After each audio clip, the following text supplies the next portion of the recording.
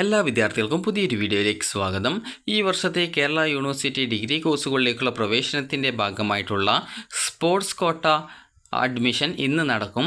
Sports quota അഡ്മിഷനുമായി ബന്ധപ്പെട്ട് വിദ്യാർത്ഥികൾക്ക് എവിടെയാണ് അലോട്ട്മെൻറ്റ് കിട്ടാനുള്ള, അതായത് അഡ്മിഷൻ കിട്ടാനുള്ള സാധ്യത, അത് മനസ്സിലാക്കിയിട്ട് വിദ്യാർത്ഥികൾ ആ ഒരു കോളേജുകളിൽ പോവേണ്ടതാണ്. ഒന്നിലധികം കോളേജുകളിലെ ഈ ഒരു സ്പോർട്സ് കോട്ട അഡ്മിഷനിൽ പങ്കെടുക്കാൻ താല്പര്യമുള്ള വിദ്യാർത്ഥികൾ ഒരു കോളേജിൽ നിങ്ങളും മറ്റ് കോളേജിൽ നിങ്ങളുടെ പ്രതിനിധിയെ, അതായത് പ്രതിനിധി എന്ന് പറയുമ്പോൾ നിങ്ങൾക്ക് പകരമായിട്ട് നിങ്ങളുടെ പാരൻസിനെയോ അല്ലെങ്കിൽ ബ്രദർ സിസ്റ്റേഴ്സിനെയോ നിങ്ങൾക്ക് ആരെങ്കിലും നിങ്ങൾക്ക് അയക്കാവുന്നതാണ്. അപ്പോൾ നിങ്ങൾ അങ്ങനെ അയക്കുന്ന സമയത്ത് നിങ്ങളുടെ ആപ്ലിക്കേഷൻ്റെ പ്രിൻ്റ് ഔട്ട്, അതുപോലെ തന്നെ നിങ്ങളുടെ ഒരു സമ്മതപത്രം, അതായത് ഈ ഒരു അലോട്ട്മെൻറ്റിൽ പങ്കെടുക്കാനായിട്ട് നിങ്ങൾക്ക് പകരമായിട്ട് ഇന്ന ആളെ ചുമതലപ്പെടുത്തിയിട്ടുണ്ട് എന്ന് പറഞ്ഞുകൊണ്ടുള്ള സമ്മതപത്രം, അതുപോലെ തന്നെ നിങ്ങളുടെ റാങ്ക് ഡീറ്റെയിൽസ് എന്നിവ നിങ്ങൾ പറഞ്ഞു കൊടുക്കുകയും, അതുപോലെ തന്നെ നേരത്തെ പറഞ്ഞതുപോലെ ആപ്ലിക്കേഷൻ്റെ ആ ഒരു പ്രിൻ്റ് ഔട്ട്, അതുപോലെ തന്നെ ഓതറൈസേഷൻ ലെറ്റർ എന്നിവ നിങ്ങൾ കൊടുക്കേണ്ടതും ആണ്. അപ്പോൾ ഈ ഒരു നിങ്ങളുടെ ആ ഒരു റാങ്ക് ഡീറ്റെയിൽസ് പറയാൻ കാരണം എന്തിനാണ് പറഞ്ഞു കൊടുക്കേണ്ടതെന്ന് ചോദിച്ചാൽ, നിങ്ങൾ കോളേജിൽ നിന്ന് റാങ്ക് അടിസ്ഥാനത്തിലാണ് നിങ്ങളെ അഡ്മിഷനായിട്ട് വിളിക്കുക. അപ്പോൾ ആ ഒരു റാങ്ക് വിളിക്കുന്ന സമയത്ത് നിങ്ങൾ കൃത്യമായിട്ട് നിങ്ങളോ നിങ്ങളുടെ പ്രതിനിധിയോ ആ ഒരു സമയത്ത് ഹാജരാവണം. അതല്ലെങ്കിൽ പിന്നീട് അടുത്തൊരു വിദ്യാർത്ഥിക്കായിരിക്കും ആ ഒരു സീറ്റിലേക്ക് അവസരം കൊടുക്കുക, പിന്നീട് നിങ്ങൾക്ക് അവസരം തരില്ല. അപ്പോൾ അതുകൊണ്ട് തന്നെ നിങ്ങൾ കൃത്യമായിട്ട് റാങ്ക് ഡീറ്റെയിൽസ് കൂടി നിങ്ങൾ ആരെയാണോ അയക്കുന്നത് അവരോട് പറഞ്ഞു കൊടുക്കേണ്ടതാണ്.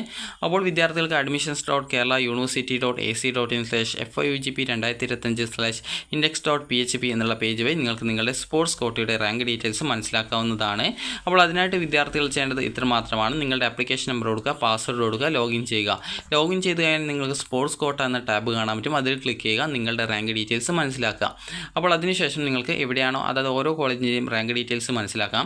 അപ്പോൾ അതിനനുസരിച്ച് നിങ്ങൾ എവിടെയാണോ അഡ്മിഷൻ കിട്ടാൻ സാധ്യത, അതനുസരിച്ച് നിങ്ങൾ കോളേജിലെ ഈ ഒരു സ്പോർട്സ് കോട്ടയുടെ അഡ്മിഷനായിട്ട് പങ്കെടുക്കുക. അപ്പോൾ വിദ്യാർത്ഥികൾക്ക് ഈ ഒരു സ്പോർട്സ് കോട്ട റാങ്ക് ലിസ്റ്റുമായി ബന്ധപ്പെട്ടുള്ള നിർദ്ദേശങ്ങളുണ്ട്. അപ്പോൾ ആ ഒരു നിർദ്ദേശങ്ങൾ നമുക്ക് നോക്കാം.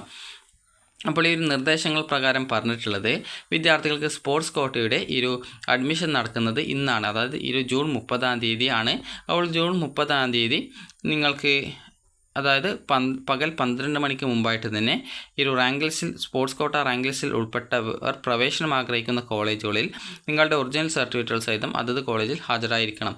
അതുപോലെ തന്നെ പ്രവേശനം, അതായത് പ്രൊഫൈലിൽ നൽകിയിട്ടുള്ള കോഴ്സുകളിലേക്ക് മാത്രമേ നേടാൻ പറ്റുള്ളൂ. അതുപോലെ തന്നെ എല്ലാ കോളേജുകളിലും എല്ലാ കോഴ്സുകൾക്കും ഒരേ ഷെഡ്യൂൾ തന്നെയാണ് കൗൺസിലിംഗ് നടത്തുന്നത്. അതുകൊണ്ട് തന്നെ ഒന്നിൽ കൂടുതൽ കോളേജുകളിൽ റാങ്ക് ലിസ്റ്റിൽ ഉൾപ്പെട്ടവർ കൗൺസിലിംഗിൽ പങ്കെടുക്കാനായിട്ട് രക്ഷിതാവ് അല്ലെങ്കിൽ പ്രതിനിധിയുടെ സഹായം ഉപയോഗപ്പെടുത്താവുന്നതാണ്.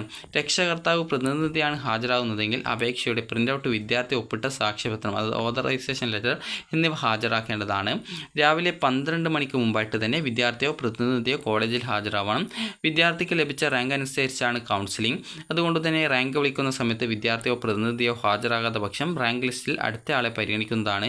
ഇങ്ങനെ സീറ്റ് നഷ്ടപ്പെടുന്ന വിദ്യാർത്ഥികളെ പ്രസ്തുത സീറ്റിലേക്ക് പിന്നീട് യാതൊരു കാരണവശാലും പരിഗണിക്കുന്നതല്ല. അഡ്മിഷന് ഹാജരാകുന്നവർ എല്ലാ സർട്ടിഫിക്കറ്റുകളുടെയും ഒറിജിനൽ ഹാജരാക്കേണ്ടതാണ്.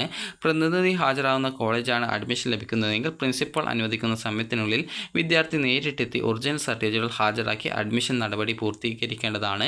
നിലവിൽ മറ്റേതെങ്കിലും കോളേജിൽ അഡ്മിഷൻ ലഭിച്ചിട്ടുള്ളവർ പ്രസ്തുത അഡ്മിറ്റ് മെമ്മോ ഹാജരാക്കേണ്ടതാണ്.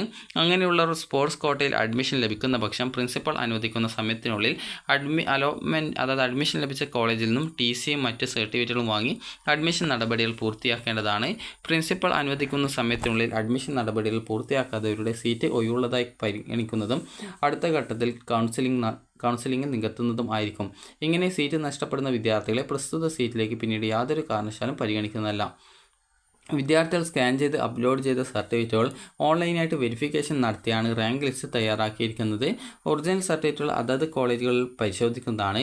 ഈ ഒരു ഘട്ടത്തിൽ സർട്ടിഫിക്കറ്റുകളിൽ ഏതെങ്കിലും തെറ്റുകുറ്റങ്ങൾ കണ്ടെത്തിയാൽ അഡ്മിഷൻ നിരസിക്കുന്നതാണ്. പ്രൊഫൈലിൽ നൽകിയിട്ടില്ലാത്ത സർട്ടിഫിക്കറ്റുകൾ ഒന്നും തന്നെ അഡ്മിഷൻ സമയത്ത് പരിഗണിക്കുന്നതല്ല. അഡ്മിഷൻ ലഭിക്കുന്ന യൂണിവേഴ്സിറ്റി അഡ്മിഷൻ ഫീസ് അവരുടെ പ്രൊഫൈലിലൂടെ ഓൺലൈനായിട്ട് അടക്കണം. ആയതിലേക്കുള്ള ലിങ്ക് കോളേജിൽ നിന്നും ആക്റ്റീവാക്കി തരുന്നതാണ്.